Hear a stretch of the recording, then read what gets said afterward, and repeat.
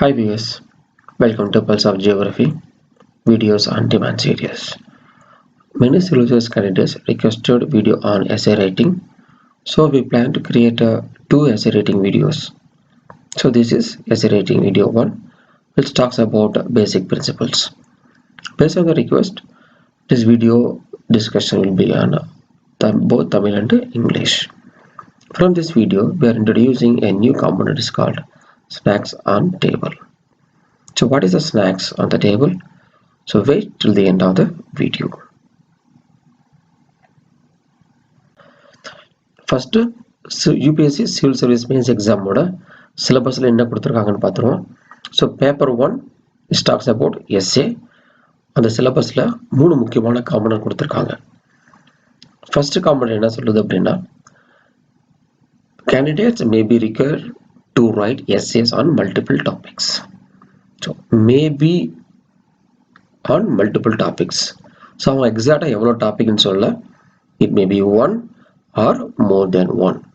So we should be ready for anything. So ஒரு essay கேட்டாலும் எழுத தெரியணும், இல்லை 2, 3, 4 கேட்டாலும் நம்ம எழுத தயாராக இருக்கணும். ஸோ அதுதான் எக்ஸாம் சிலபஸில் கொடுத்துக்கிற கண்டென்ட். மேபி அது எப்படி மாறி வந்திருக்கு அப்படிங்கிறத இப்போ பார்த்துருவோம். 2012 வரைக்கும் ஒரு essay தான் கேட்டுருந்தாங்க, 200 மார்க்ஸ். அதில் 4 to 7 கொஸ்டின்ஸ் கேட்பாங்க. அதில் ஏதாவது ஒரு கொஸ்டினுக்கு ஆன்சர் பண்ணணும். அது 200 மார்க்ஸ். எவ்வளோ கொஸ்டின் அப்படிங்கிறது கன்ஃபார்மாக இருக்காது. ஒரு 4 கொஸ்டின் இருக்கலாம், 5 இருக்கலாம், 6 இருக்கலாம், 7 இருக்கலாம். அதில் ஏதாவது ஒரு கொஸ்டினுக்கு ஆன்சர் பண்ணணும். அது 200 மார்க்ஸ். 2013 நியூ சிலபஸ் இன்ட்ரடியூஸ் ஆச்சு. அதில் எஸ்ஏக்கான மார்க்ஸை 250 இன்க்ரீஸ் பண்ணாங்க. அப்போது 4 கொஸ்டின்ஸ் கேட்டிருந்தாங்க, அதில் ஒரு எஸ்ஏ எழுத சொல்லியிருந்தாங்க. 2014 சேம் சிலபஸ் தான், அதே புது சிலபஸ் ஃபாலோ பண்ணாங்க. ஆனால் 2 எஸ்ஏ எழுத சொன்னாங்க. ஒரு எஸ்ஏக்கு 125 மார்க்ஸ். ஸோ 2 எஸ்ஏக்கு மொத்தமாக 250 மார்க்ஸ். ஸோ இந்த மாதிரி சேஞ்சஸ் நடக்கும்போது யூபிஎஸ்சி எந்த ஒரு நோட்டிஃபிகேஷனும் கொடுக்க மாட்டாங்க. ஏதாவது சிலபஸ் சேஞ்ச் மட்டும் தான் கொடுப்பாங்க. Question pattern changing, question number changing அதெல்லாம் எதுவுமே கொடுக்க மாட்டாங்க. எக்ஸாம் காலில் கொஸ்டின் பேப்பர் பார்த்ததுக்கு அப்புறம் தான் நம்மளுக்கு அது தெரியும். ஸோ அதனால் எப்பவுமே நம்ம என்ன பண்ணணும்னா, எக்ஸாம் ஹாலுக்குள்ளே போகும்போது சம்திங்ஸ் டு பி அன்எக்ஸ்பெக்டட் இந்த கொஸ்டின் பேப்பர் அப்படின்னு எக்ஸ்பெக்ட் பண்ணிக்கிட்டே போகணும். அப்படி எக்ஸ்பெக்ட் பண்ணிகிட்டே உள்ள போகும்போது அன்எக்ஸ்பெக்டாக ஏதாவது உள்ள இருந்ததுன்னா அது நம்ம எக்ஸ்பெக்ட் பண்ணணும், அதெல்லாம் வந்துட்டு சந்தோஷப்படலாம். ஆனால் அப்படி எதுவுமே வரலன்னா அப்படா அன்எக்ஸ்பெக்டாக எதுவுமே வரலன்னு சந்தோஷப்படலாம். ஆக மொத்தத்தில் எக்ஸாமினேஷன் காலம் நாம் கொஞ்சம் ஸ்ட்ரெஸ் ஃப்ரீயாக இருந்துப்போம். அவ்வளோதான். சரி, ரெண்டாவது காம்பனண்ட்டுக்குள்ளே போகலாம் வாங்க. ரெண்டாவது காம்பனண்ட் என்ன சொல்லுதுன்னா, there will be expected or they will be expected to keep closely to the subject of the essay to arrange their ideas in orderly fashion and to write concisely. அதாவது 3 முக்கியமான விஷயத்தை அவங்க எதிர்பார்க்குறாங்க. என்ன எதிர்பார்க்குறாங்கன்னா, keep closely to the subject. Select பண்ண டைட்டிலுக்கு ஓட சப்ஜெக்டுக்கு ரொம்ப க்ளோஸ்டு எழுதணும். அதாவது என்ன கேட்டாங்களோ அதை எழுதணும், அவ்வளோதான். ரொம்ப சிம்பிள். அதில் எழுதுகிற விஷயங்களா ஆர்டராகவும் அதை கரெக்டாகவும் கன்சைஸாக ப்ரிசைஸாக சொல்ல தெரியணும். தேவையில்லாமல் எழுதக்கூடாது, அவ்வளோதாங்க. ஸோ 3 விஷயம் அவங்க எதிர்பார்க்குறாங்க. என்னென்னா, கொடுத்துக்க சப்ஜெக்டுக்கு கரெக்டாக எழுதணும், அதாவது ரொம்ப க்ளோஸ்டாக டிவியேட் ஆகாமல் வெளியே எங்கேயும் போகாமல் இருக்கணும். அப்படி எழுதக்கூடிய விஷயங்களை ஆர்டராக ப்ராப்பரான ஆர்டர்லாம் எழுதியிருக்கணும். அது ஈஸியாக புரியுற மாதிரி எழுதணும். ஸோ 3 விஷயம் எதிர்பார்க்குறாங்க. ஓகேவா? மூணாவது என்ன சொல்ல வராங்க, credit will be given for effective and exact expression. அதாவது அவங்க சொன்ன அந்த 3 விஷயத்தையும் எப்படி பர்ஃபெக்டாக எக்ஸ்பிரஸ் பண்ணுறீங்க அப்படிங்கிறது தான் அவங்க மார்க் போட போகிறாங்க. ஸோ யூபிஎஸ்சி தெளிவாக கொடுத்துருக்காங்க. என்னென்ன கொடுத்துருக்காங்கன்னா, 3 விஷயம் எதிர்பார்க்குறோம். டாபிக் க்ளோஸாக எழுதணும், அதை ப்ராப்பராக ஆர்டராக ப்ரெசென்ட் பண்ணணும், ரொம்பவும் தெளிவாக புரியுற மாதிரி எழுதணும். இந்த 3 விஷயத்தை எதிர்பார்க்குறாங்க. இந்த 3 விஷயத்தை எவ்வளவு தூரம் தெளிவாக கொடுக்குறீங்க அப்படிங்கிறது தான் மார்க் போட போகிறாங்க அப்படிங்கிறத தெளிவாக சிலபஸில் சொல்லிட்டாங்க. ஸோ இந்த 3 விஷயத்தை நம்ம எப்படி ப்ரெசென்ட் பண்ணுறோம் அப்படிங்கிறது தான் நம்முடைய திறமை. எஸ்ஏ பேப்பருடைய இம்பார்ட்டன்ஸ் என்ன அப்படின்னு பார்த்துருவோம். டோட்டலாக 2025 மார்க்கு நடக்கக்கூடிய அந்த எக்ஸாமில் 250 மார்க்ஸ்க்கு எஸ்ஏ எழுதுறோம். Around 12% of marks. Civil service exam பொறுத்த வரைக்கும் இந்த 2025ல 50 to 50% ஆஃப் மார்க்ஸ் இருந்தால் யூ வில் பி இந்த டாப்பர் இந்த எக்ஸாமினேஷன். அப்படின்னா அந்த 50 to 50%ல் 12% மார்க் எங்கே இருக்குது? எஸ்எல் இருக்குது. அப்போது இதில் நீங்கள் சாலிடாக அரௌண்ட் 6% ஆஃப் மார்க்ஸை நாம் ஸ்கோர் பண்ணிட முடியும். இமேஜின் பண்ணி பாருங்க, நான் வாங்கினது 50%ல் 6% மார்க் எங்கேருந்து வருது? எஸ்எல்லேருந்து வருது. அப்படிங்கும்போது it's a very good scoring subject. So நம்முடைய ரேங்கை டிசைட் பண்ணுறதுல இந்த 6% மார்க் ரொம்ப முக்கியமான விஷயம்.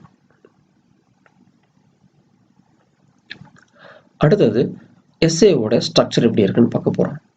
அது என்னது? ஸ்ட்ரக்சர் ஆஃப் எஸ்ஏ அண்ட் மூவின்னு போட்டிருக்கேன். எஸ்ஏ எழுதுறதும் ஒரு மூவி எடுக்கிறதும் ஒரே மாதிரி தாங்க. ஏன்னா இப்போ எஸ்ஏல என்னெல்லாம் இருக்கும்? இன்ட்ரோடக்ஷன், பாடி, கன்க்ளூஷன், இந்த 3 தான் இருக்கும். அதே மாதிரி தான் மூவின்னு எடுத்துட்டோம் அப்படின்னா அதில் இன்ட்ரோடக்ஷன் இருக்கும், உள்ள ஸ்டோரி போய்கிட்டு இருக்கும், கடைசி கிளைமேக்ஸ் வரும். அவ்வளோதாங்க. அப்போது ஒரு மூவி பார்க்கும்போது இன்ட்ரோடக்ஷன் எவ்வளவு இன்ட்ரெஸ்டிங்காக இருக்குது, எவ்வளோ ஸ்ட்ராங்காக இருக்குது, அதுக்கு தகுந்த மாதிரி தான் உள்ள கண்டென்ட் வச்சுருப்பாங்க. ஸ்டோரி இருக்கும், அதில் ஃபைட் இருக்கும், காமெடி இருக்கும், சாங்ஸ் இருக்கும், ஃபைனலாக அதில் கிளைமேக்ஸ் வச்சுருப்பாங்க. அப்போது இந்த 3 லிங்க் ஆகிருக்கணும். இந்த 3 அதோடைய டைட்டிலுக்கு லிங்க் ஆகிருக்கணும், படத்தோட டைட்டிலுக்கு லிங்க் ஆகிருக்கணும். இப்போது நம்ம எழுத போகிற எஸ்ஏ அதே மாதிரி தான். இந்த டைட்டிலுக்கு தகுந்த மாதிரியான இன்ட்ரோடக்ஷன் கொடுத்துருக்கணும், இன்ட்ரோடக்ஷன் ஸ்ட்ராங்காக இருக்கணும். அதுக்கப்புறம் உள்ள நம்ம அந்த டைட்டிலுக்கு தகுந்த மாதிரியான கண்டென்ட்டை உள்ளே போட்டு போகணும். இந்த கண்டென்ட்டுக்குள்ளே போடும்போது நிறைய ஆர்கியூமெண்ட்ஸு, டிஸ்கஷன்ஸு, எக்ஸாம்பிள்ஸு, கோட்ஸ் எல்லாம் கொடுத்துருப்போம். இதுக்கான கம்ப்ளீட்டான ஒரு அனாலிசிஸ் கொடுத்துட்டு அதுக்கான கன்க்ளூஷனை நம்ம கடைசியாக கொடுத்துருப்போம். அப்போது introduction, body of the essay and conclusion, இந்த 3 இந்த டைட்டிலோட கரெக்டாக மெர்ஜ் ஆகி போகணும். அப்படி போனால் தான் அது ஒரு சரியான எஸ்ஏவாக இருக்கும். படம் முடிச்சு வெளியே வரும்போது ஒரு ஆடியன்ஸ் கேட்டோம் அப்படின்னா படம் எப்படி இருந்தது அப்படின்னா, இன்ட்ரோடக்ஷன் பரவாயில்ல, கிளைமேக்ஸ் சரியில்லை, இடையில கொஞ்சம் பாட்டு நல்லா இருந்தது, காமெடி சரியில்லை அப்படின்னு கமெண்ட் சொல்லுவாங்க. அதே மாதிரி தான் ஒரு எஸ்ஏ பார்க்கும்போது இன்ட்ரோடக்ஷன் சரியில்லை, கன்க்ளூஷன் சரியில்லை, உள்ள பாடி பரவாயில்ல, இல்லைன்னா பாடியில் கண்டென்ட் பத்தலை, இன்ட்ரோடக்ஷன் ஓகே, கன்க்ளூஷன் ஓகேன்னு ஒவ்வொரு கமெண்ட்டும் பிரித்து சொல்லுவாங்க. அப்போ நம்ம ஒரு எஸ்ஏ பொறுத்த வரைக்கும் introduction and body of content of the body and conclusion, இந்த 3 பர்ஃபெக்டாக அமைஞ்சது அப்படின்னா ஒரு சக்ஸஸ்ஃபுல் மூவி மாதிரி நம்ம எஸ்ஏவும் சக்ஸஸ்ஃபுல் எஸ்ஏவாக இருக்கும். இதில் என்ன இன்ட்ரோடக்ஷன் கொடுக்க போகிறோம், என்ன கண்டென்ட் எழுத போகிறோம், என்ன கன்க்ளூஷன் கொடுக்க போகிறோம் அப்படிங்கிறத எழுத போகிற நீங்கள் தான் முடிவு பண்ண போகிறீங்க. ஏன்னா நீங்கள் தான் மூவியோட டைரக்டர் தான் முடிவு பண்ணுவார். எப்படி படம் ஆரம்பிக்க போகிறேன், எப்படி கதை கொண்டு போகிறேன், எப்படி கிளைமேக்ஸில் முடிக்க போகிறோம் அப்படிங்கிறத. That's why structure of the essay அப்படிங்கிறது ஒரு மூவி மேக்கிங் மாதிரி. ஸ்ட்ரக்சரை டீட்டெயிலாக ஒவ்வொன்றா பார்ப்போம். ஃபஸ்ட்டு இன்ட்ரோடக்ஷன் அப்படிங்கிறது ஒரு எஸ்ஏவோட ரோடு மேப். அதாவது எஸ்ஏவோட டாப்பிக்கில் என்ன இருக்குது அப்படிங்கிற அந்த டைட்டிலில் லாஜிக் ஆர்டராக ஒரு ஐடியா கொடுக்கறது தான் இந்த இன்ட்ரோடக்ஷன் காம்பனண்ட். இந்த இன்ட்ரோடக்ஷன் காம்பனண்ட்டுக்கு என்னெல்லாம் யூஸ் பண்ணலாம் அப்படின்னு பார்த்தீங்கன்னா, ஹிஸ்ட்ரி யூஸ் பண்ணலாம், நீங்கள் ஓனாக எழுந்த ஸ்டோரி, அதாவது ஹிஸ்டோரிக்கல் ஸ்டோரிஸ் ஏதாவது இருந்தால் நம்ம தாராளமாக யூஸ் பண்ணலாம். உங்களுடைய ஓன் ஸ்டோரி ஏதாவது இல்லை எங்கேயாவது படிச்சிருப்பீங்க, சிறுகதைகள், நாவல் எங்கேயாவது படிச்சிருப்போம், அந்த கதை எழுதலாம். லிரிக்ஸு, பாட் லைன்ஸு, கோட்ஸு, கொஸ்டின்ஸ், நீங்களே கொஸ்டின்ஸ் கிரியேட் பண்ணலாம், இல்லைன்னா யாராவது கேட்ட கொஸ்டின்ஸாக இருக்கும், அந்த கொஸ்டின்ஸ் யூஸ் பண்ணலாம். நியூஸ், ரீசெண்டாக வந்து நியூஸை கோட் பண்ணி காமிக்கலாம், ஏன்னா ஒரு ரிப்போர்ட், ஒரு ஜட்ஜ்மெண்ட்ஸ், இன்சிடென்ட்ஸ், அனெக்டோட்ஸ், எது வேணா இருக்கலாம், ஏதாவது ஒன்று. ஆனால் கொஸ்டினோட டைட்டிலுக்கு, எஸ்ஏவோட டைட்டிலுக்கு கரெக்டாக லிங்க் பண்ணி நம்ம ஸ்டார்ட் பண்ணோம். அப்போ தான் ஒரு கியூரியாசிட்டி கிரியேட் ஆகும், இதோ புதுசாக சொல்ல வராங்க இந்த எஸ்ஏல அப்படின்னு ஒரு இன்ட்ரெஸ்ட் கிரியேட் ஆகும்.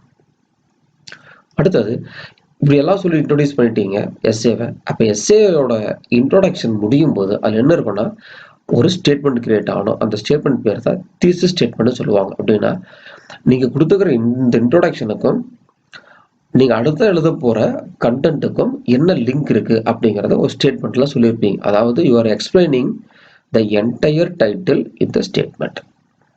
So the thesis statement states the aim of the paper. and may give an insight on the author's examples and evidence. அதாவது நீங்க என்னெல்லாம் சொல்ல போறீங்க அப்படிங்கிறதுக்கும் முன்னாடி கொடுத்த இந்த இன்ட்ரோடக்ஷனுக்கு உள்ள ஒரு லிங்க் தான் இந்த தீசிஸ் ஸ்டேட்மெண்ட். இது ரொம்ப முக்கியமான ஸ்டேட்மெண்ட். இது கரெக்டாக இருந்தது அப்படின்னா நீங்க சொன்ன அந்த ஸ்டோரியை இல்லைன்னா அந்த கோட்டை இல்லைன்னா அந்த பாட்டெல்லாம் இன்னும் அழகாக கொண்டு போய் நம்ம கண்டென்ட்ல லிங்க் பண்ணிட முடியும். அடுத்தது பாடி ஆஃப் தி எஸ்ஏக்களை போகிறேன்.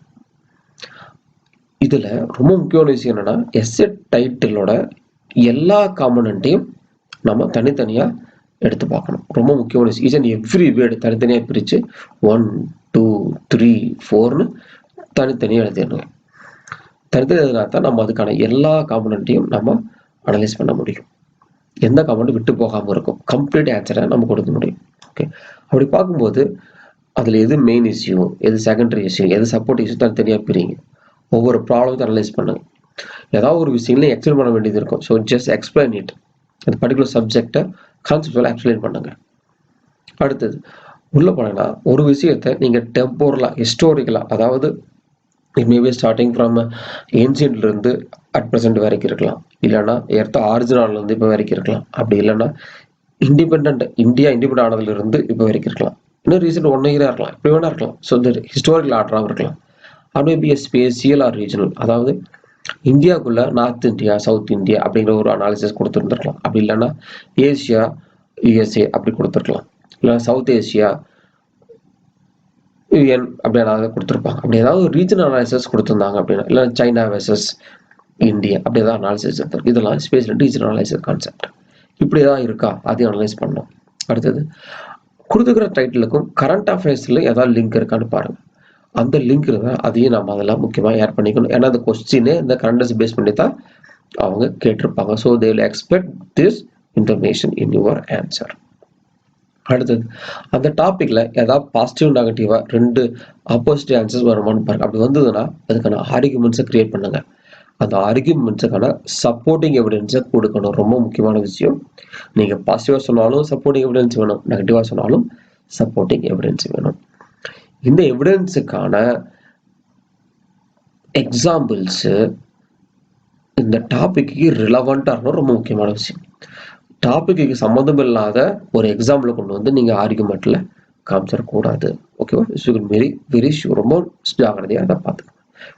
அடுத்தது இந்த ஹோல் கண்டென்ட் எழுதிட்டு இருக்கும்போது எஸ்ஏ டாபிக்ல நீங்க பாத்தீங்க இல்லையா, இந்த வேர்ட்ஸ் 1 2 3 பிரிச்சோம் இல்லையா, இந்த வேர்ட்ஸை அங்கங்க நம்ம யூஸ் பண்ணிட்டே வாங்க.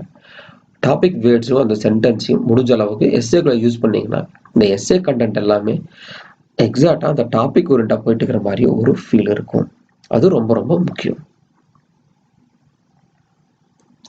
அடுத்தது கன்க்ளூஷன். ஸோ கிளைமேக்ஸுக்கு வந்துட்டோம்.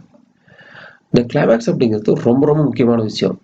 அதுல எதுவுமே ரிப்பீட் ஆயிடக்கூடாது. இதுக்கு முன்னாடி இன்ட்ரோடக்ஷன்லையும் பாடிலையும் எழுதின எந்த விஷயமும் ரிப்பீட் ஆயிடக்கூடாது. ஏன் சொல்றேன்னா, ஒரு மூவி பார்த்துட்டு இருக்கும்போது மூவியோட கிளைமேக்ஸ்ல படத்தோட முதல்ல இருந்து கிளைமேக்ஸ் வரைக்கும் அந்த எல்லா சீனோடையும் ஒவ்வொரு சீனா கட் பண்ணி கம்பைன் பண்ணி போட்டா அது கிளைமேக்ஸ் உட்காந்து பார்க்க முடியுமா? முடியாதுல்ல. அதே மாதிரிதான் அப்போ இதுக்கு முன்னாடி வந்த எந்த ஒரு கோட்ஸோ எந்த ஒரு லைனோ இன்ஃபர்மேஷனோ ஃபேக்ட்ஸ் எதுவுமே இங்க ரிப்பீட் ஆகக்கூடாது. ஓகேவா? அப்படின்னா இதுக்கு முன்னாடி வந்த காம்பனன்ட்ஸோடைய கன்க்ளூசிவ் ஸ்ட்ரக்சரா தான் இது இருக்கணும். கன்க்ளூஷன் இருக்கணும். அதாவது அதுல இருந்து நீங்க ஏதாவது புதுசா ஒன்று சொல்ல வரீங்க, அதாவது ஒரு ரீஃபார்ம் சொல்ல வரீங்க. இதுக்கப்புறம் என்ன பண்ணலாம், ஒரு வே ஃபார்வர்ட், ஒரு புது ஐடியா, ஒரு ப்ராப்ளத்துக்கான புது சொல்யூஷன் சொல்ல வருவீங்க, அவரோட ஒப்பீனியன் சொல்லுவீங்க, அசஸ்மெண்ட் ஏதாவது ஒரு பிளானை கொடுத்துருக்காங்க அசஸ்மெண்ட் அதை சொல்ல வரீங்க. அது மாதிரி ஏதாவது ஒரு புது விஷயமா இருக்கணும். It should not be repeated of anything what I have written before. அடுத்தது இதுக்கு முன்னாடி நீங்க கிரியேட் பண்ண எல்லா ஆர்கியூமெண்ட்டுக்கான ஃபைனல் சொல்யூஷன் நீங்க கொடுத்துருக்கணும். எந்த ஒரு ஆர்குமெண்ட்டையும் விட்டுட்டு போயிடக்கூடாது. ஏன்னா நீங்க கிரியேட் பண்ண ஆர்குமெண்ட்டுக்கான ஆன்சரை நீங்க தான் கொடுத்துட்டு போகணும். ஏதாவது மிஸ் பண்ணிட்டீங்கன்னா அப்போ அதுவே நம்மளுக்கு என்ன ஆயிடும், பெரிய டிராபேக்கா போய் முடிஞ்சிடும். நம்ம இன்ட்ரோடக்ஷன் கொடுத்த மாதிரியே இதுல என்ன ஹிஸ்டரி, லிரிக்ஸ், கோட்ஸ், கொஸ்டின்ஸ் எல்லாமே நம்ம யூஸ் பண்ணலாம். ஆனா எதையும் ரிப்பீட் பண்ணிடக்கூடாது. ஆல்ரெடி தான் யூஸ் பண்ணியாச்சு அப்படின்னா திரும்ப நீங்க யூஸ் பண்ணிடாதீங்க. புது கோட்ஸை புது லிரிக்ஸை நீங்க யூஸ் பண்ணுங்க. ஓகே. அடுத்தது அதாவது ஒரு படம் முடிஞ்சு வெளியே போற ஒரு ஆடியன்ஸ் இப்போ ஒரு ஆக்ஷன் மூவி பார்த்துட்டு வெளியே போகும்போது எவ்வளோ ஃபோர்ஸாக வெளியே போவாங்க. அதே மாதிரி காமெடி மூவி பார்த்துட்டு போனால் சிரிச்சுக்கிட்டே வெளியே போவாங்க. ஓகே, அதே மாதிரி ஒரு நெகட்டிவ் எண்டிங், ஒரு சோகமான முடிவு, ஒரு கிளைமேக்ஸ் இருக்கிற மூவி பார்த்துட்டு போனால் சோகமாக வெளியே போவாங்க. எப்படி அந்த இம்பாக்ட் இருக்குமோ கிளைமேக்ஸ் பார்த்து வெளியே போவோம், அதே மாதிரி இம்பாக்டை எஸ்ஏ படித்து வெளியே போகிற ஒரு ரீடருக்கு கிரியேட் பண்ணும். அதாவது எஸ்ஏ படித்து முடிச்சோடனே அவங்க மைண்டில் ஏதாவது ஒரு திங்கிங்கை கிரியேட் பண்ணும். அதுதான் ஸ்ட்ராங்கான எஸ்ஏவோட இம்பேக்ட் அவங்க மைண்டில் இருக்கணும். அந்த மாதிரி நம்ம கன்க்ளூஷனை நம்ம செட் பண்ணணும். That's very very important. இந்த மாதிரி ஒரு ஸ்ட்ராங்கான எஸ்ஏ எழுதுறதுக்கு என்னெல்லாம் சோர்ஸ் எல்லாம் வேணும் அப்படின்னு பார்ப்போம். அந்த மாதிரி சோர்ஸ் தனியெல்லாம் தேடி போக வேண்டாம். நார்மலாக ஜிஎஸ் படிக்கும்போது இருக்கிற அந்த magazines, reports, news papers, articles, year books, historical events, இதுகளே போதும். இதுகளே ஆல்மோஸ்ட் நம்மளுக்கு நிறைய விஷயங்களை கொடுக்கும். இந்த நியூஸ் பேப்பரில் இந்த சென்டர் பேஜ் ஆர்டிகிள் படிக்கும்போது எப்படி கோவரண்டாக கொண்டு போகிறாங்க அப்படிங்கிறத பார்த்துட்டிங்கன்னா நிறைய விஷயங்கள் நம்மளுக்கு தெரியும். அது மட்டும் இல்லாமல் இதை தாண்டி ஒரு சில ஜென்ரல் ரீடிங் புக்ஸ் எல்லாம் இருக்கு. என்ன ஜென்ரல் ரீடிங் அப்படின்னு பார்த்தீங்கன்னா, நாவல், ஓகேவா, ஜென்ரலாக இது தமிழில் அந்த தமிழில் இருக்கக்கூடிய ஷார்ட் ஸ்டோரி புக்ஸு, நாவல்ஸு, கவிதை புக்ஸு, லிட்ரேச்சர்ஸு, ஓகேவா, songs, Tamil songs, English songs, what ever maybe, okay, அந்த சாங்ஸ், ஆட்டோபயோகிராஃபிஸ், ரொம்ப ஃபேமஸான புக்ஸ். ஃபார் எக்ஸாம்பிள் இந்தியா 2020, இந்த மாதிரி அப்துல் கலாம் புக்ஸ் எல்லாம், இந்த மாதிரி ஜென்ரல் புக்ஸ், இந்த மாதிரி புக்ஸ் எல்லாம் ஜென்ரலாக ரீட் பண்ணுற உங்களுக்கு ப்ராக்டிஸ் இருந்தது அப்படின்னா இதுலேருந்து ஒரு சில விஷயங்களை நீங்கள் எடுத்து வச்சுக்கலாம். இந்த மாதிரி விஷயங்கள்லாம் நம்ம கோட் பண்ணுறதுக்கும் நீங்கள் நம்ம கொடுக்குற அந்த ஆர்கியூமெண்ட்டுக்கும் பர்ஃபெக்டாக செட் ஆகும்.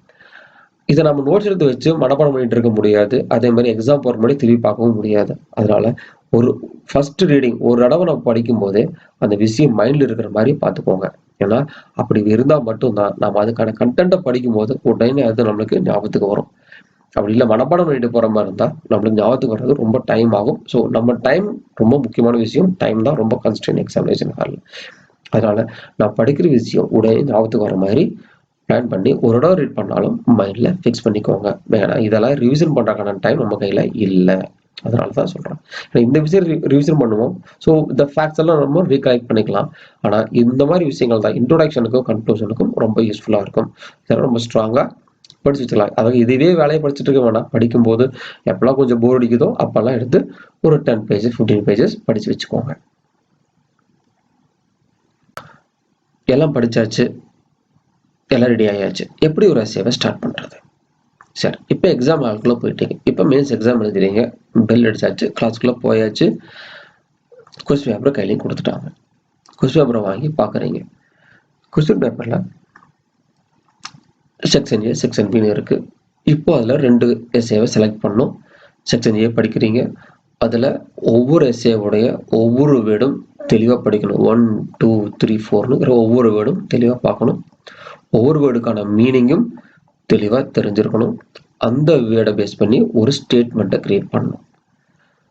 அந்த மாதிரி எஸ்ஏ மட்டும் தான் நீங்கள் செலக்ட் பண்ணணும். அப்படி செலக்ட் பண்ணும்போது ஒரு 2 எஸ்ஏ உங்களுக்கு தெரியுது அப்படின்னா இப்போ பார்ட் ஏல இப்போ இந்த 2 எஸ்ஏலேருந்து ஏதாவது ஒரு எஸ்ஏ செலக்ட் பண்ணணும். அப்போ இந்த 2 எஸ்ஏல உங்களுக்கு எது கன்வீனியண்ட்டாக இருக்குது, எதில் நிறைய விஷயங்கள் உங்களுக்கு தெரியும் அப்படிங்கிறத ஒரு 2 minutes திங்க் பண்ணி பார்த்தீங்கன்னா ஏதாவது ஒரு எஸ்ஏ உங்களுக்கு நிறைய விஷயங்கள் தெரிகிற மாதிரி இருக்கும். அந்த எஸ்ஏவை செலக்ட் பண்ணிக்கோங்க. ரொம்ப முக்கியமான விஷயம், அந்த எஸ்ஏல கொடுத்துக்கிற ஒவ்வொரு வேர்டுக்கான மீனிங்கும் கண்டிப்பாக தெரிஞ்சிருக்கணும். ஏதாவது ஒருக்கான மீனிங் தெரியலனாலும் நீங்கள் அந்த செலக்ட் பண்ணக்கூடாது. ஏன்னா டோன்ட் கெஸ் எனி வேர்ட், அது மிஸ்லீட் பண்ணிடும். அப்புறம் டோட்டல் மீனிங்கை மாறி போய் நம்ம டிவைட் பண்ணி வேற மாதிரி எழுதிட்டு போயிடுவோம். ஸோ ஒவ்வொரு வேர்டுக்கான மீனிங்கும் தெரிஞ்சு அதை பேஸ் பண்ணி செலக்ட் பண்ணக்கூடிய எஸ்ஏ டாப்பிக்காக அது இருக்கணும். ஓகே, அடுத்தது அந்த எஸ்ஏவோட ஒவ்வொரு காமெண்ட்டும் செக் பண்ணுங்க பேஸ் ஆன் த டாபிக்ஸ். மொத்தமாக 4 வேர்டு இருக்குது, 4 காம்பனண்ட் இருக்கலாம்.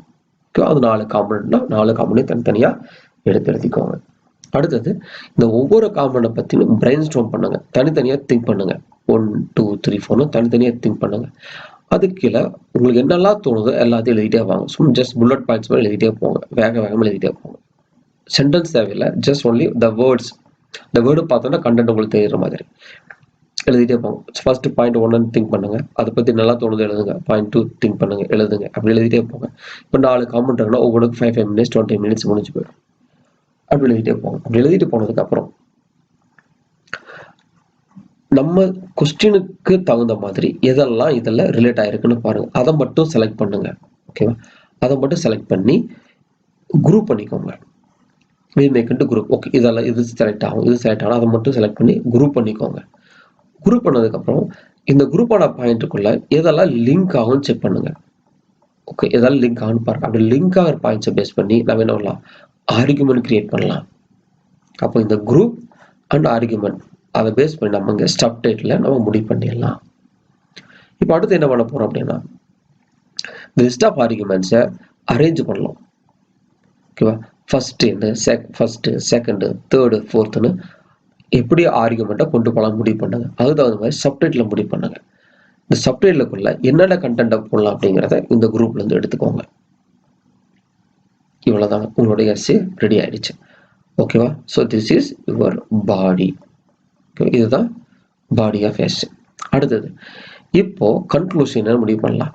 ஏன்னா ஆல்ரெடி உங்களுக்கு கண்டென்ட் தெரியும், சப்டைட்டில் தெரியும், எல்லாமே தெரிஞ்சிடுச்சு. இப்போ உங்களுக்கு கன்க்ளூஷன் தெரிஞ்சிருக்கணும். இப்போ கன்க்ளூஷன் முடிவு பண்ணுங்க. முடிவு பண்ணுறது மட்டும் இல்லை, கன்க்ளூஷனை எழுதி ரெடியாக வச்சுக்கோங்க.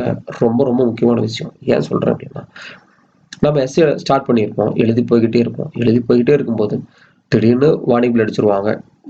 இல்லைன்னு திடீர்னு பார்ப்போம் டைம் ஆயிடுச்சு, அடுத்த எஸ்ஸே எழுதணுங்கிற ஒரு ப்ரெஷர் கிரியேட் ஆகிடும். அப்போ அந்த ப்ரெஷரில் ஒரு கன்க்ளூஷனை எழுதுறது அப்படிங்கிறது அவ்வளோ ஈஸியான விஷயம் இல்லை. அந்த டைமில் ஏதாவது ஒரு ஆர்குமெண்ட்டை மிஸ் பண்ணிவிடுவோம், இல்லைனா பாயிண்ட் கிடைக்காம முன்னாடி ஆல்ரெடி எழுதின பாயிண்ட்டை எடுத்து ரிப்பீட் பண்ணிவிடுவோம். அப்படிலாம் பண்ணணும் அப்படின்னா it leads to reduction of marks. அதனால இந்த கன்க்ளூஷன் ரொம்ப முக்கியமான விஷயம் நம்ம மார்க் கொடுக்குறதுக்கு. அப்போ என்ன பண்ணுவோம் அப்படின்னா, கன்க்ளூஷன் முதல்ல எழுதி ரெடியாக வச்சுக்கணும். அப்போ எஸ்ஸே எழுதிட்டு போயிட்டே இருக்கும், டைம் ஆயிடுச்சு அப்படின்னா டக்குனு கன்க்ளூஷன் எடுத்து அப்படியே பார்த்து காப்பி பண்ணி எடுத்து கொடுத்துடலாம். ஸோ நம்ம கன்க்ளூஷன்ல எந்த பிரச்சனையும் வராது. அதனால கன்க்ளூஷன் எழுதி ரெடியாக வச்சுக்கிறது எப்பவுமே சேஃப். அடுத்தது எப்படி இன்ட்ரோடக்ஷன் கொடுக்கலாம் அப்படின்னு முடிவு பண்ணுங்க. ஏதாவது சாங் எழுத போகிறோமா, கோட்டா, இல்லை ஸ்டோரியா, வாட் எவர் மேபி, அதெல்லாம் முடிவு பண்ணியாச்சா? இப்போ இன்ட்ரோடக்ஷன் ரெடியாக இருக்குது, பாடி ரெடியாக இருக்குது, கன்க்ளூஷன் ரெடியாக இருக்குது. இப்போ எஸ்ஏவை எழுத ஸ்டார்ட் பண்ணுங்க. இவ்வளோதாங்க. இப்படி தான் எஸ்ஏ எழுதுகிற மெத்தடாலஜி. எஸ்ஏ எழுதுறதுல ரொம்ப முக்கியமான விஷயம் என்ன தெரியுமா? Time management. டைம் போகிறதே தெரியாது, திங்க் பண்ணிகிட்டே இருப்போம், திடீர்னு பார்த்தா டைம் ஆகிடும். அப்போ எழுத டைம் நிறைய திங்க் பண்ணி பாயிண்ட்ஸ் வச்சுருப்போம், எழுத டைம் இருக்காது. திங்க் பண்ணாமல் எழுத ஆரம்பிச்சிருக்கிற பாயிண்ட் கிடைக்காது. இது எதுவுமே இல்லாமல் கரெக்டாக ப்ராப்பராக மேனேஜ் பண்ணுறது அப்படிங்கிறது ரொம்ப முக்கியமான விஷயம். இப்போ எஸ்ஏ பொறுத்த வரைக்கும் நம்ம 2 எஸ்ஏயும் வரலாம், ஒரு எஸ்ஏயும் வரலாம். அப்படிங்கிறனால ரெண்டுக்கும் எப்படி டைம் மேனேஜ் பண்ணலாம் அப்படிங்கிற ஒரு அப்ராக்சிமேட் ஷெடியூல் சொல்கிறேன்.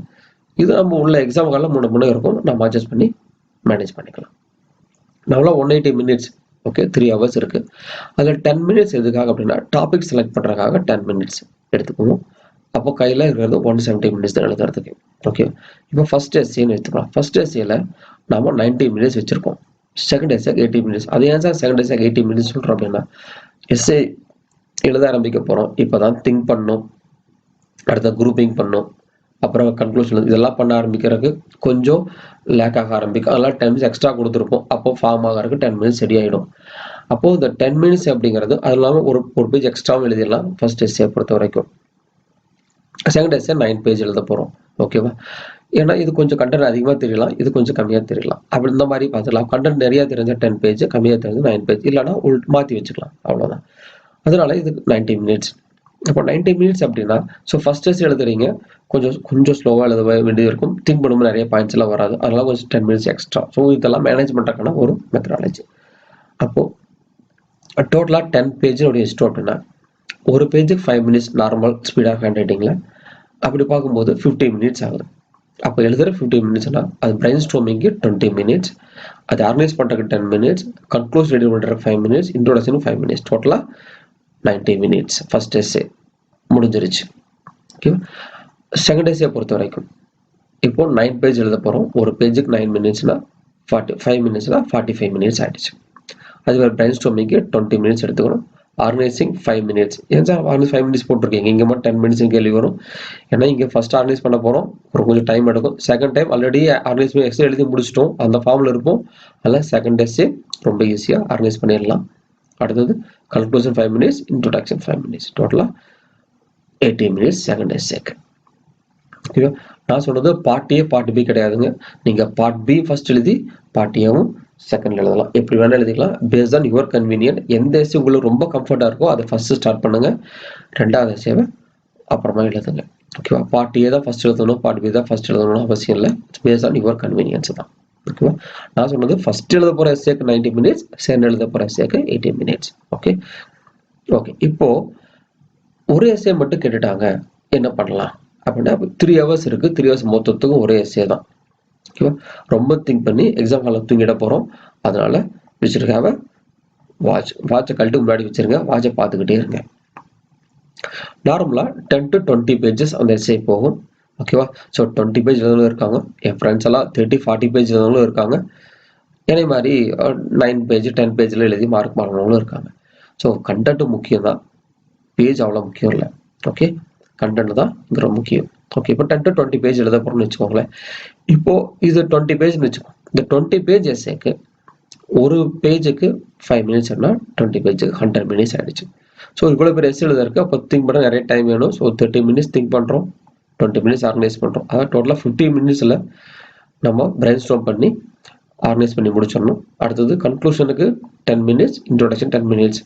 எது சார் 10 மினிட்ஸ் கேட்போம். ஏன்னா எஸ்ஸே 20 பேஜ் போக போகுது.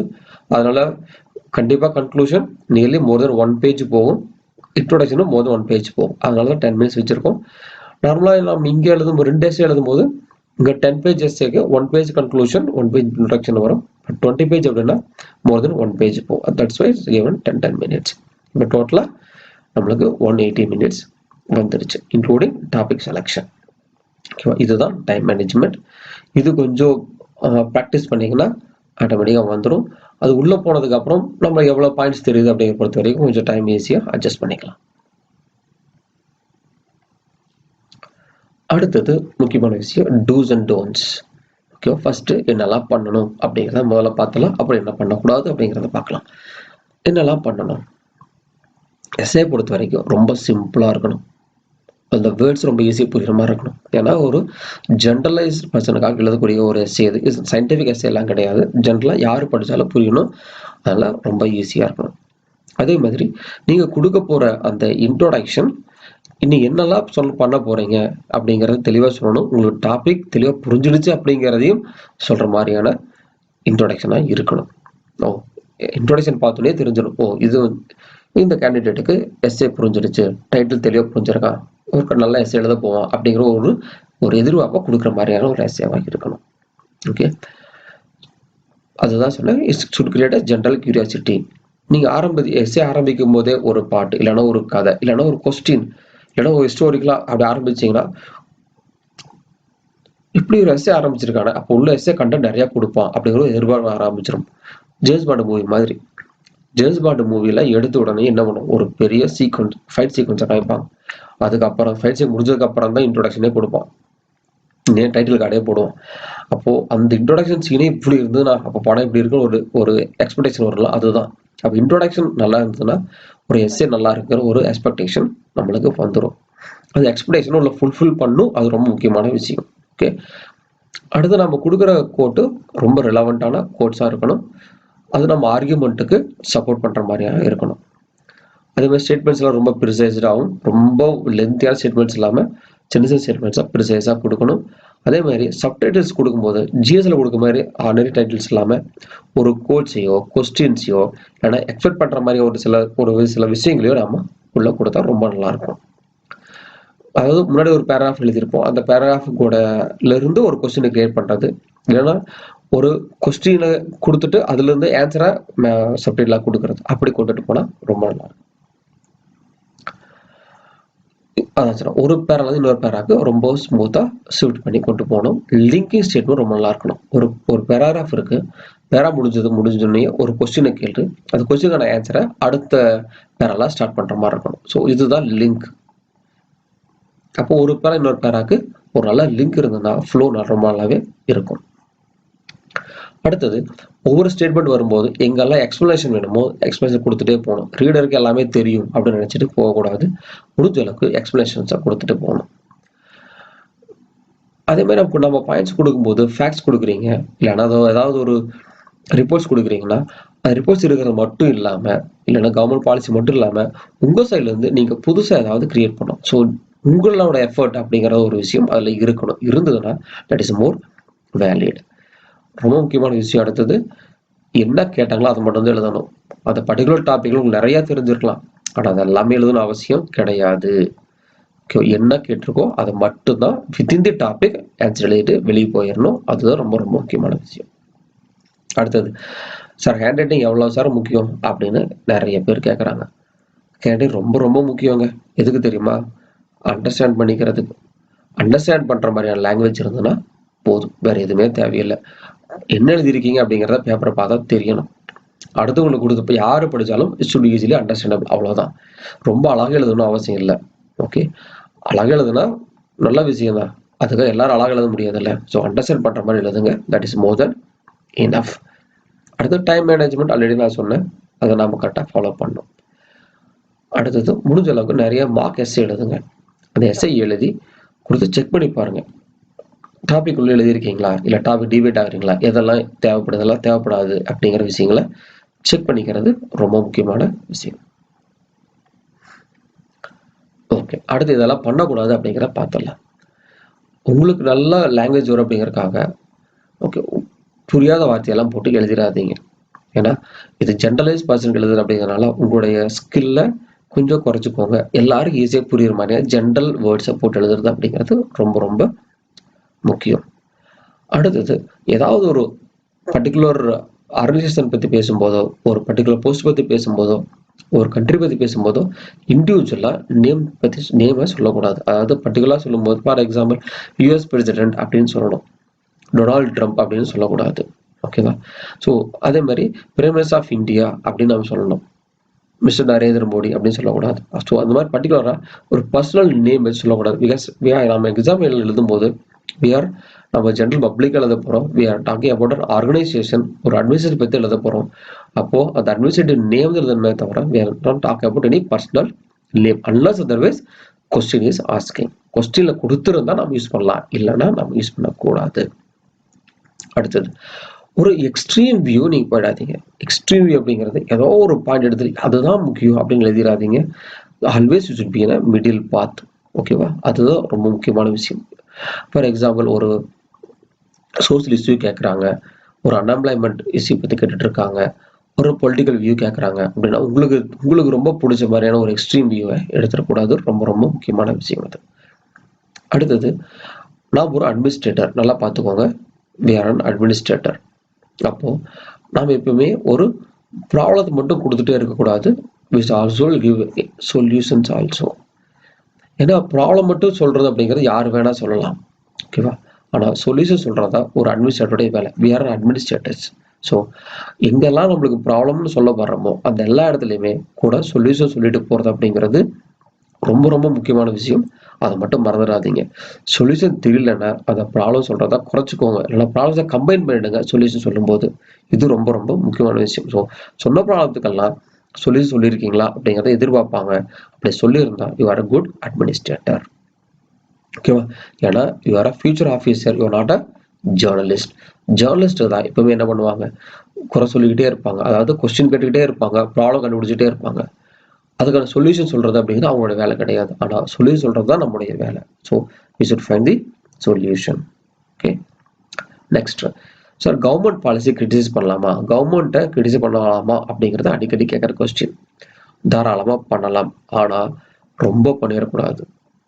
அப்படி கிரிட்டிசைஸ் பண்ணும்போதும் நம்ம கூட சொல்யூஷன் சொல்லிடணும். இதில் எந்த ஒரு ஒரு பாலிசி இருக்குது, அதையே கிரிட்டிசைஸ் பண்ணுறீங்க. கிரிட்டிசைஸ் பண்ணும்போது இந்த பாலிசியில் என்ன பிரச்சனை இருக்குது அப்படிங்கிற சொல்லிட்டு கூடவே அதே சொல்யூஷனும் சொல்லிட்டு போயிடணும். இதுதான் ஒரு ஆஃபீஸருடைய ஒர்க். ஓகே, நல்லா மைண்டில் வச்சுக்கோங்க. We can criticise the government but not excessively. எங்கே தப்பு இருக்கோ அதை மட்டும் ஜஸ்ட் கோட் பண்ணுங்க, அதுக்கான சொல்யூஷனே சொல்லிட்டு போயிருங்க. ஓகேவா? நெக்ஸ்ட் போகலாம். சப்போஸ் டாபிக் உங்களை ப்ரோஆக்டிவாக இருக்குது அப்படின்னா இந்த மாதிரி டாபிக்ஸ் அப்படின்னா பாவர்ட்டி, அன்எம்ப்ளாய்மெண்ட்டு, உமன் இஷ்யூஸு, ஓகேவா, அதே மாதிரி பொலிட்டிக்கல் இஷ்யூஸு, டெரரிசம், இந்த மாதிரிலாம் வரும்போது உங்களை ப்ரொவைட் பண்ணும், ஏதாவது ஒரு பர்டிகுலர் சைடில் பேச வைக்கும். ஆனால் அப்படி இருக்கும்போதும் நீங்கள் என்ன பண்ணக்கூடாது, அப்படி பேசாமல் நீங்கள் பேலன்ஸ்டாக ஆன்சர் பண்ண கற்றுக்கோங்க. அதுதான் ரொம்ப ரொம்ப முக்கிய விஷயம். அதாவது ப்ரொவோகேட் பண்ணால் இவங்க ஏதோ ஒரு சைடு போயிடுவாங்களா அப்படின்னு செக் பண்ணுறதா அந்த டாப்பிக்கோடைய வேலையை. நான் அப்படி போக மாட்டேன், எப்படி இருந்தாலும் பேலன்ஸ்டாக இருப்பேன் அப்படின்னு நீங்கள் காமிக்கிறது உங்களுடைய முக்கியம் திறமை. அடுத்தது, உங்களுக்கு ஒரு சில பர்டிகுலர் தாட்ஸை ரொம்ப நல்லா பிடிச்சிருந்துருக்கலாம். ஒரு பர்டிகுலர் பர்சனை உங்களுக்கு ரொம்ப பிடிக்கிற மாதிரி இருக்கலாம். ஆனால் இந்த தாட்ஸும் இந்த பர்சன்ஸும் உங்கள் எஸ்ஏக்குள்ள ரொம்ப இன்ஃப்ளூயன்ஸ் பண்ணிடக்கூடாது. இந்த தாட்டும் இந்த பர்சன்ஸ் எல்லாம் சப்போஸ் உங்கள் டாபிக் ரிலேட்டாக இருந்தாங்கன்னா ஏதோ ஒரு இடத்துல அவங்கள கூட் பண்ணிவிட்டு அப்படியே விட்டுணும். அதை விட்டுட்டு இந்த பர்டிகுலர் தாட்ஸை பற்றியே ஃபுல்லாக எஸ்ஏ ஃபுல்லாக எழுதுறதும், இந்த பர்டிகுலர் பர்சன் சொன்ன விஷயங்களையே எஸ்ஏ ஃபுல்லாக எழுதுறதும் இருக்கக்கூடாது. அப்படி இருந்ததுன்னா நீங்கள் ஏதோ ஒரு பர்டிகுலர் தாட்டை ஃபாலோ பண்ணுறீங்க, ஏதோ ஒரு பர்சனுடைய சைஸை ஃபாலோ பண்ணுறீங்க அப்படிங்கிற மாதிரி ஒரு ஐடியா வந்துடும். இந்த மாதிரி ஒரு பர்டிகுலர் ஐடியாலஜி ஃபாலோ பண்ணுறவங்க சிவில் சர்வீஸுக்கு ஃபிட் இல்லை அப்படிங்கிற மாதிரி ஒரு முடிவுக்கு வந்துடுவாங்க. ஸோ ரொம்ப கேர்ஃபுல்லாக இருந்துக்கோங்க. இந்த மாதிரி விஷயங்கள்லாம் நம்ம எஸ்ஏக்குள்ளே வந்துடக்கூடாது. அதனால ஏதோ ஒரு இடத்துல கோட் பண்ணலாம், ஆனால் நிறைய இடத்துல கோட் பண்ணிடாதீங்க. அடுத்தது, ஒரு ப்ராப்ளத்துக்கு சொல்யூஷன் சொல்கிறோம் அப்படிங்கும்போது அந்த சொல்யூஷன் ரியல் டைமில் இம்ப்ளிமெண்ட் பண்ணுற மாதிரி இருக்கா மட்டும்தான் நம்ம சொல்லணும். அதை விட்டு ஹீரோய்க்காக ஒரு சொல்யூஷனை சொல்லக்கூடாது. அதாவது ஒரு இமேஜின் பண்ணி ஒரு அன்ரியலிஸ்டிக்காக ஒரு சொல்யூஷன் சொல்கிறது அப்படிங்கிறது இருக்கக்கூடாது. சொல்யூஷன் சொல்லணும் அப்படிலாம் சொல்லிடாதீங்க. Solutions always would be implementing நேச்சரில் இருக்கணும். அதுதான் ரியலிஸ்டிக்காக இருந்தால் மட்டும்தான் நம்ம அதிகம் சொல்லணும். அடுத்தது, ஒரு சில பேர் நிறைய பண்ணுறது தப்பு என்ன தெரியுமா? எழுதுறதுக்கு கண்டென்ட் கிடைக்கலன்னா ஆல்ரெடி எழுதுனதையே திருப்பி எழுதிடுவாங்க. இல்லைன்னா வேற ஃப்ரேஸ் போட்டு மாற்றி எழுதிடுவோம். அப்படி எழுதுறதுங்கிறது ரொம்ப ரொம்ப தப்பான விஷயம். அப்படி கண்டென்ட் கிடைக்கலையா, எழுதுன வரைக்கும் போது எஸ்ஏவை க்ளோஸ் பண்ணிடுங்க. இந்த மாதிரி திருப்பி ஒரே கண்டென்ட் திருப்பி எழுதி வரக்கூடிய மார்க்கை ரெடியூஸ் பண்ணிடாதீங்க. So we should very careful. We should not repeat anything in our answer sheet whatever written before. அடுத்து வரதால் ரொம்ப ரொம்ப முக்கியமான விஷயம், ஃபேக்ட்ஸ் சப்போர்ட் பண்ணுறேன் அப்படிங்கிற பேரில் தப்பான ஃபேக்ட்ஸை எழுதிடாதீங்க. இல்லை ஃபேக்ட்ஸ் நம்மளுக்கு தெரியும், எனக்கு கொஞ்சம் டவுட்டாக இருக்குது அப்படின்னு கெஸ் பண்ணி தப்பான ஃபேக்டை எழுதிடாதீங்க.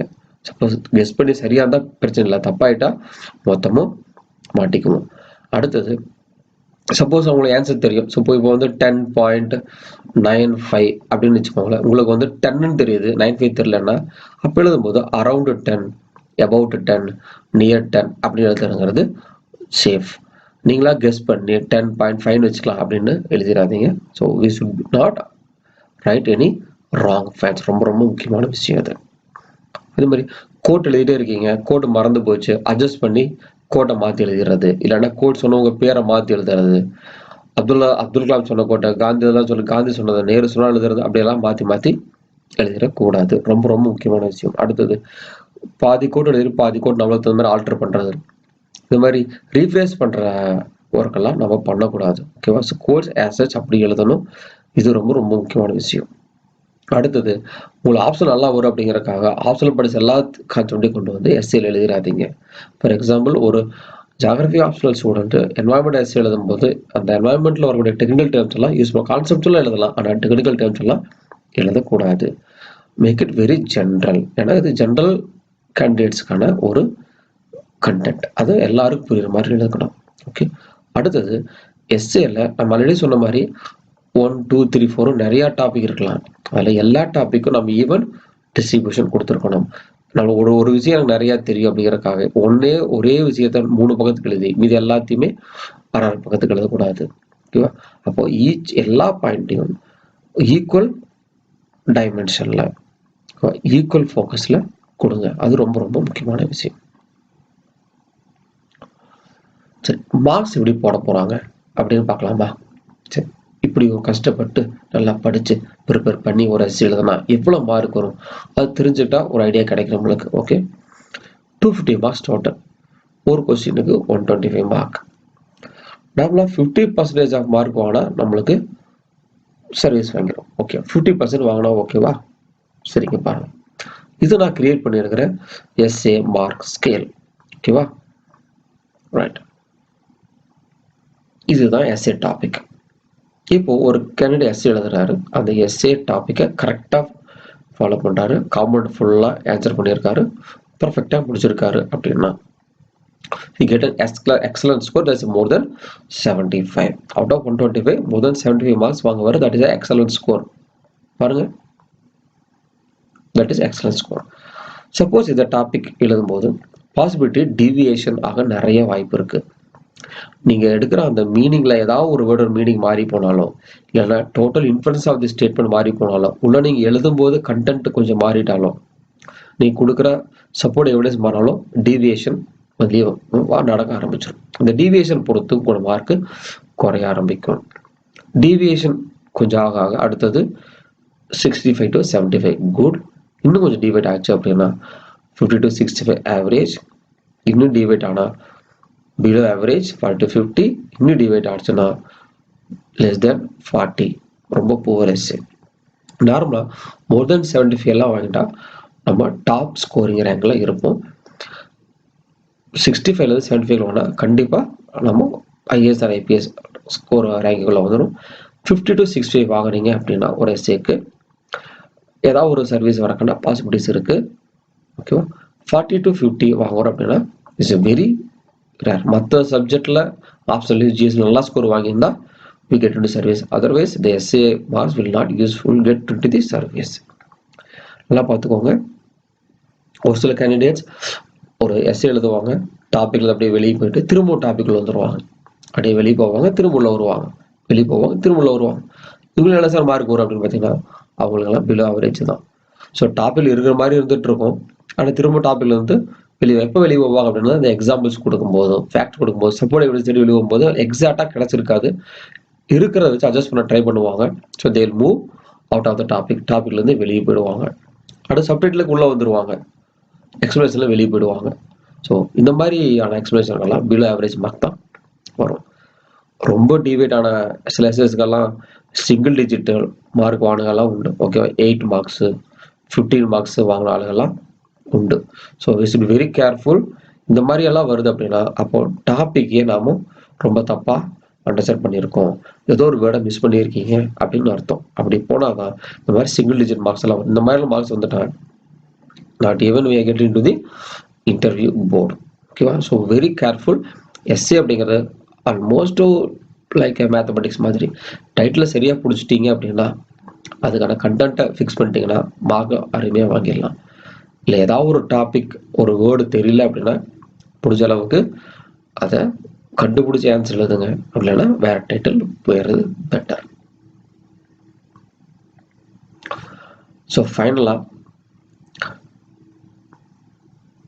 நாம் ஒரு ரோட்டில் ஒரு பர்டிகுலர் டெஸ்டினேஷன் நோக்கி ரோட்டில் போயிட்டே இருக்கும்போது நாம் என்ன பண்ணுவோம், ரோட்டில் தான் கரெக்டாக தான் போயிட்டு இருக்கோமா அப்படின்னு மொபைல் எடுத்து கூகுள் மேப் போய் செக் பண்ணி பார்ப்போம். எதுவும் ஃப்ரீகளாக செக் பண்ணி பார்க்குறோம், நம்ம கரெக்டாக ரோட்டில் தான் போயிட்டு இருக்கிறோம், டிவேட் ஆகலை அப்படின்னு தெரிஞ்சுக்கிறதுக்காக. அப்போ தான் டெஸ்டினேஷனை போய் ரீச் பண்ண முடியும்.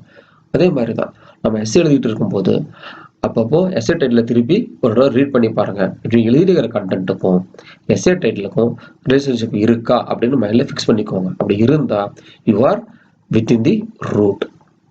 ஏன்னா டிவியேட் ஆகிறோமா இல்லையான்னு தெரிஞ்சுக்கிறதுக்கு அதுதான் ஒரே வழி. So we should not deviate from the road. Always stick to the route of our destination to get to the good score. ரெண்டாவது வீடியோக்கு வந்துட்டோம்.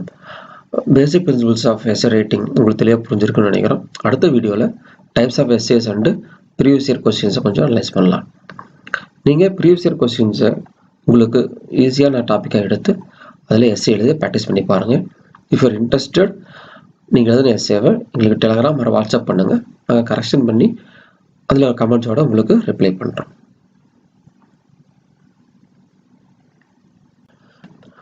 Next segment snacks on table.